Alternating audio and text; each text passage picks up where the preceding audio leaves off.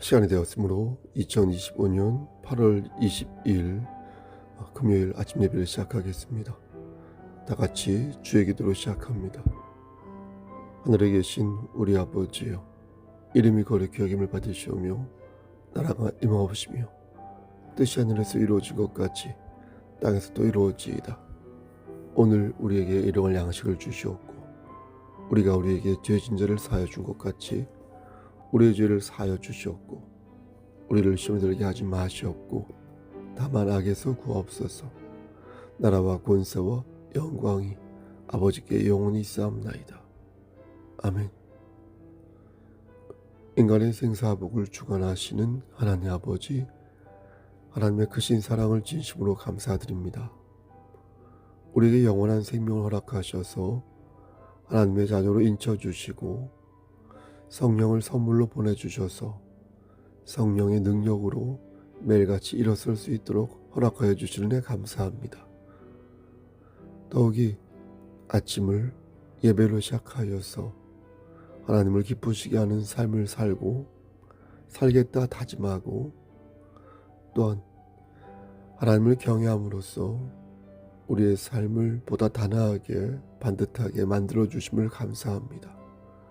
하나님, 오늘도 주와 동행하여 하나님을 기쁘시게 하는 삶을 살 수 있도록 하시고 우리에게 주어진 그 길을 반듯하게 걸음으로 말미암아 열매 또한 거둘 수 있도록 하시고 이 세상에서 머리가 될 수 있도록 주여 우리의 삶을 축복하여 주시옵소서. 하나님, 이 시간 간절히 바라고 원하는 것은 우리가 주를 겸손히 섬기며 우리에게 예비된 복들을 받아 누리기를 소원합니다. 하나님, 우리가 영혼의 무릎을 꿇어 하나님을 섬길 수 있도록 하시고 우리에게 주어진 책무를 반듯하게 감당함으로써 30배, 60배, 100배의 결실을 맺을 수 있도록 도와주시옵소서.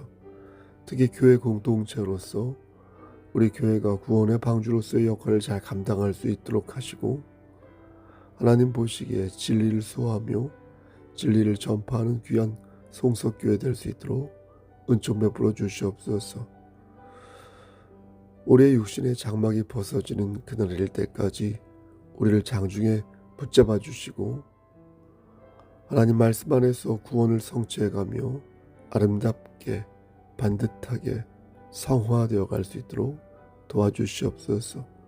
우리의 자녀들, 우리의 부모님에게 함께 하시사 영육의 강건함을 지켜주시옵소서. 모든 말씀 예수 그리스도인 받들어 감사하며 기도드렸사옵나이다. 아멘. 하나님 말씀 보겠습니다. 마태복음 3장 13절에서 17절 말씀입니다. 마태복음 3장 13절에서 17절 시각성경 제성경으로 4쪽입니다. 봉독하겠습니다. 이때 예수께서 갈릴리로부터 요단강에 이르러 요한에게 세례를 받으려 하시니 요한이 말려 이르되 내가 당신에게서 세례를 받아야 할 터인데 당신이 내게로 오시나이까. 예수께서 대답하여 이르시되 이제 허락하라. 우리가 이와 같이 하여 모든 의를 이루는 것이 합당하니라 하시니 이에 요한이 허락하는지라. 예수께서 세례를 받으시고 곧 물에서 올라오실새 하늘이 열리고 하나님의 성령이 비둘기같이 내려 자기 위에 임하심을 보시더니 17절 하늘로부터 소리가 있어 말씀하시되 이는 내 사랑하는 아들이요 내 기뻐하는 자라 하시니라. 아멘. 하나님, 이 말씀을 들어 사용하여 주시옵소서. 예수님의 이름으로 기도드렸습니다. 아멘. 오늘 강설은 짧게 전하도록 하겠습니다. 오늘 본문을 보면 예수님께서 요단강에서 세례를 받는 장면이 나옵니다. 요단강은 갈릴리에 있었는데 갈릴리는 이스라엘의 북쪽에 위치한 일종의 지방이었습니다. 지도를 보면 맨 아래에 유다가 있고 그 위에 베들레헴이 있습니다. 그리고 그 위에 예루살렘이 있고 또 그 위에 사마리아가 있습니다. 그러니까 우리나라 지도로 보자면 허리라 할 수 있는 그 수도권이 사마리아 위치인데, 사마리아 바로 위에 나사렛이 있고 그 위에 가나안, 그 가나 혼인잔치 있죠. 거기서의 그 가나가 있고 그 위에 가버나움이 있고 다시 그 위에 갈릴리가 있습니다.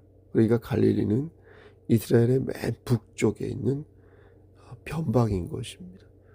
그런데 예수님께서 남쪽 베들레헴에서 태어나신 것이고 천사의 말을 듣고 애굽으로 피신하였다가 다시 천사의 말을 듣고 북쪽에 있는 갈릴리 지방으로 가신 것입니다. 그리고 갈릴리 바로 아래에 있는 나사렛에서 어린 시절을 보낸 것입니다. 지도를 보니까, 제가 직접 가본 적은 없지만 지도를 보니까 나사렛에서 예루살렘까지의 직선거리가 약 140km 정도 되는데, 이 거리는 서울에서 대전까지 거리가 160km 정도 되니까 이 정도는 대충 그림이 나오는 것입니다. 서울에서 대전까지 정도의 거리, 거기에서 약간 20km 정도 못 미치는 거리. 그래서 당시 사람들은 나사렛이라는 동네를 일종의 시골 깡촌이라고 생각하여 빌립이 예수님을 나사렛 출신이라고 나다나엘에게 소개하자, 나사렛에서 무슨 선한 것이 날 수 있냐 이러면서 빌립을 핀잔하였습니다. 그러니까 나다나엘이 생각할 때 이런 깡촌에서 메시아가 나올 수 없다 이렇게 본 것입니다. 하지만 나중에 예수님을 만나고 나서 예수님을 하나님의 아들이시오 이스라엘의 임금이라고 고백합니다. 전승에 의하면 나중에 나다나엘은 인도와 아르메니아 지방에서 전도하다가 살같이 벗겨지는 죽임을 당하며 순교를 합니다. 어쨌든 예수님께서는 갈릴리에 있는 요단강에서 요한에게 세례를 받게 됩니다. 그런데 14절 말씀을 보면 14절이요. 요한이 그것을 말리는 장면이 나옵니다. 요한이 말려 이르되 내가 당신에게서 세례를 받아야 할 터인데 당신이 내게로 오시나이까. 우리말 성경에는 그냥 요한이 말렸다고만 이렇게 기록되어 있는데 원어 성경을 보면 말려라는 말이 말렸다 이렇게 기록되어 있지 않고 계속해서 말리고 있다 이렇게 기록되어 있습니다. 그러니까 완료된 게 아니라 미완료됐습니다. 그래서 그냥 말렸다 이렇게 기록되어 있지 않고 심히 말리고 있었다 이렇게 기록된 것입니다. 여러분, 왜 세례 요한은 예수님에게 세례 주는 것을 심히 말렸던 것일까요? 거부하였던 것일까요? 세례 요한은 예수님을 모르지 않았습니다. 두 사람 친척 관계였습니다. 친척. 예수님의 어머니 마리아는 처녀로서 예수님을 낳았고 세례 요한의 어머니인 엘리사벳은 나이가 많은 할머니였는데 요한을 낳았습니다. 할머니였던 엘리사벳은 아기를 가진 게 창피해서 숨어 있었습니다. 엘리사벳의 나이가 정확히 몇 살인지는 성경에 기록되어 있지 않지만 누가복음 1장 24절과 36절 보면 산중에 숨어있던 엘리사벳이 임신 6개월이었을 때 마리아가 방문하는 것을 봅니다. 그리고 그곳에서 같이 3개월을 지낸 후에 돌아옵니다. 그러니까 세례 요한이 예수님보다 6개월 혹은 몇 달 정도 먼저 태어났다 이렇게 볼 수 있습니다. 세례 요한은 그러니까 예수님에게 몇 달 터울의 친척형이었던 것입니다. 이것을 소상히 말씀드린 이유는 세례 요한이 예수님을 알고 있었다 이 부분을 강조하기 위함입니다. 설령 두 사람이 가깝게 지내지 않았다고 해도 이스라엘 사람들은 의무적으로 최소 1년에 한 번 의무적으로 유월절을 지키기 위해 예루살렘에 가서 거기서 친척들이 절기를 함께 이렇게 친척들과 함께 지키었기에 두 사람은 서로에 대해서 분명 잘 알고 있었을 것이다. 그럼 요한은 예수님을 어떻게 알고 있었을까요? 이 부분은 매우 중요한 대목이 되겠습니다. 왜냐하면 많은 이단 종파에서 이 부분을 가지고 자꾸만 자신들의 교주를 신격화하기 때문입니다. 예를 들어 신천지 이만희는 말하기를 자신이 현대판 세례 요한이라고 주장하는 것입니다. 세례 요한이 예수님에게 세례를 준 것처럼 자신도 세례 요한이 가진 사명을 띠고 이 땅에 태어났다. 말도 안 되는 주장. 무슨 근거로 이런 개수작을 부리는 건지 정말로 어이가 없는 것입니다. 여러분, 세례 요한은 두 번 오지 않았습니다. 두 번 오지 않습니다. 예수님에게 세례를 주었으니까 또 올 이유가 없습니다. 그의 사명은 그때로 끝났습니다. 천국이 가까이 왔다 이렇게 선포하였고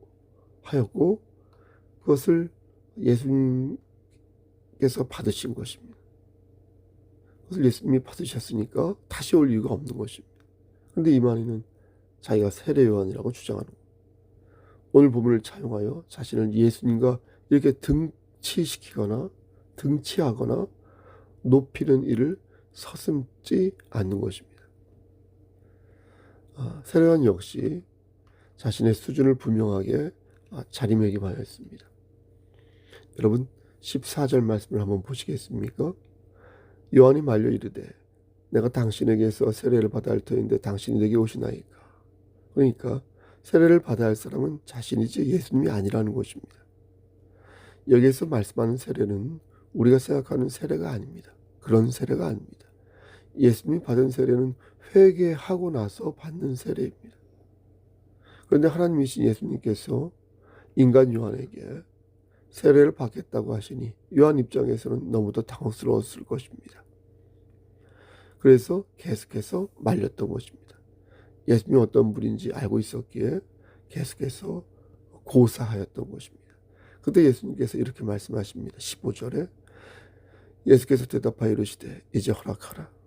우리가 이와 같이 하여 모든 의를 이루는 것이 합당하니라 하시니 이에 요한이 허락하는지라. 이게 무슨 뜻입니까? 이 말씀의 뜻은 요한이 예수님에게 세례를 베푸는 것은 하나님의 뜻이라는 것입니다. 그래서 그 뜻을 이루는 것이 하나님의 의를 이루는 것이다.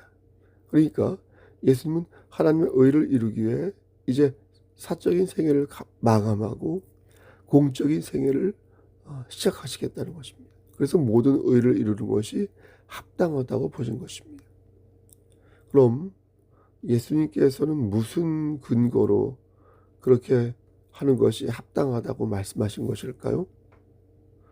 여기서 우리가 꼭 기억해야 할 것은 예수님이 성자 하나님이라는 것입니다. 성자 하나님이 성부 하나님의 뜻을 정확하게 알 수 있는 이유는 성자 하나님도 성부 하나님과 마찬가지로 전능하신 하나님이시기 때문입니다. 그러니 그러한 판단은 절대적으로 옳은 것입니다. 여기서 우리는 한 가지 질문을 던질 수 있습니다. 그럼 우리는 하나님의 의가 무엇인지 예수님처럼 정확히 판단할 수 있을까요? 당연히 그럴 수 없습니다. 우리는 어떤 현안을 결정할 때 이것이 하나님의 의를 위한 것이라고 100% 단언할 수 없습니다. 제가 만약 하나님의 영광과 하나님의 의를 가지고 말을 하면 반대쪽도 혹은 다른 쪽도 분명히 하나님의 영광과 하나님의 의를 말할 것입니다. 그러하기에 어떤 면에서 각자 유리한 대로 해석하고 주장할 수 있습니다. 그럼 우리에게는 정답이 없는 것일까요, 여러분? 하나님의 의를 판단할 때 귀에 걸면 귀걸이고 코에 걸면 코걸이가 되는 것일까요? 사랑하는 성도 여러분, 그래서 오늘 본문이 중요한 것입니다. 예수님께서 세례를 받으시고 물에서 올라오시자 기다렸다는 듯이 하늘에서 무언가가 내려왔는데 여러분 그것이 무엇이었습니까? 그것은 바로 성령 하나님이었습니다. 그리고 기다렸다는 듯이 성부 하나님의 음성이 들리는데 뭐라고 말씀하셨습니까? 이는 내 사랑하는 아들이요 내 기뻐하는 자라 하신 성부 하나님의 음성이 있었습니다. 사랑하는 성도 여러분, 하나님께서는 오늘 말씀을 들어 우리에게 답을 주십니다.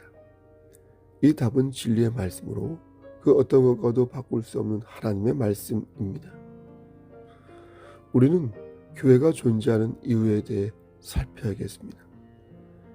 교회가 교회를 위해 존재한다면 그것은 교회가 아닙니다. 그럼 교회는 무엇을 위해 존재하는가? 바꾸어서 우리는 무엇을 바라보며 살아야 하는가? 목사는 무엇을 성도에게 가르쳐야 하고 성도는 목사에게 어떤 꼴을 먹으며 자라야 하는가? 귀 있는 자는 성령의 음성을 들으시기를. 우리가 존재하는 이유는 하나님 나라를 위해 존재하는 것입니다. 교회가 존재하는 이유는 하나님 나라의 신 예수 그리스도를 위해 존재하는 것입니다. 우리의 삶 저변에 하나님 나라의 신 예수 그리스도가 없으면 우리의 삶은 무가치한 삶이 되고 마는 것입니다. 성도가, 목사가, 그리스도인이 예수의 이름보다 자신의 이름을 더 높이려고 그러면 하나님의 자녀가 이란 족족 자신의 영광을 먼저 생각한다면 어찌 그를 그리스도인이라고 말할 수 있겠습니까? 이는 내 사랑하는 아들이요 내 기뻐하는 자라. 사랑하는 성도 여러분, 하나님의 이 말씀을 우리가 인정한다면 교회의 머리 되시는 예수 그리스도만을 높이고 그분만을 의지하며 살아야 할 것입니다. 이는 내 사랑하는 아들이요 내 기뻐하는 자라. 이 말씀을 마음에 새기고 오늘도 주 안에서 승리하시기를 주님의 이름 받들어 간절히 축원합니다. 아멘.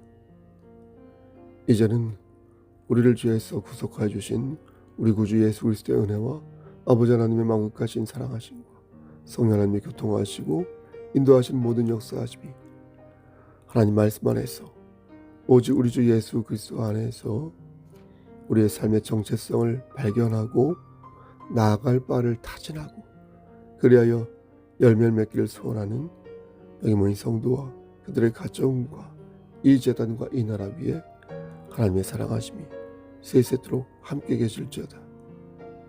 아멘.